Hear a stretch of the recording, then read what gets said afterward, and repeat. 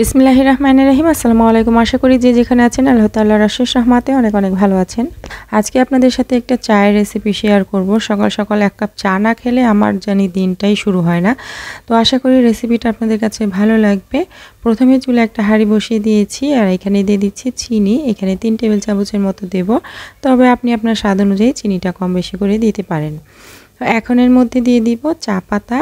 এখানে আমি প্রায় 1.5 টেবিল চামচের মতো চা পাতা ব্যবহার করছি। আমি চাই একটু চা পাতাটা বেশি খাই। তো এখানে আমি দিয়ে দিয়েছি প্রায় 1.5 টেবিল চামচ থেকে একটু বেশি হবে।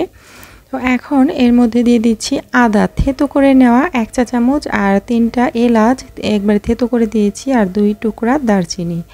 তো এখন চুলার আঁচটাকে মিডিয়ামে রেখে একদম এটাকে নেড়েচেড়ে ভেজে নেব যতক্ষণ না এটা ক্যারামেলের হয়ে যাচ্ছে।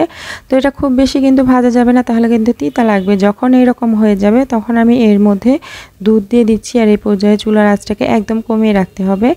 তো এখানে আমি 1.5 কাপ দুধ ব্যবহার করেছি আর দুধটা দেওয়ার পরে মনে হবে যে একটু জমে গেছে এরকম। 1.5 কাপ দুধের মধ্যে আমি 1 কাপ পানি দিয়ে দিব। তো আজকের ভিডিওর লাইটিংটা একটু বেশি হয়ে গেছে তাই কালারটা খুব বেশি ভালো আসছে না। তো এরপর সামান্য একটু লবণ দিয়েছি। যারা লবণ পছন্দ করেন না তারা কিন্তু স্কিপ করতে পারেন, তবে লবণটা দিলে কিন্তু স্বাদটা অনেক বেশি ভালো আসে। তো এখন এটাকে জাল করে নেব। জাল করে 2 কাপ পরিমাণে নিয়ে আসব। যখন 2 কাপ পরিমাণে হয়ে যাবে তখন নামিয়ে নিব। আর এই চাটা খেতে কিন্তু অনেক অনেক মজার। বাসায় একবার ট্রাই করে দেখবেন। আমার মতো যারা চা পাগল আছেন তারা কিন্তু অবশ্যই একটা কমেন্ট করে জানাবেন যে চাটা কেমন হয়েছে। আজকের মতো বিদায় নিয়ে নিচ্ছি। সবাই ভালো থাকবেন। আল্লাহ হাফেজ।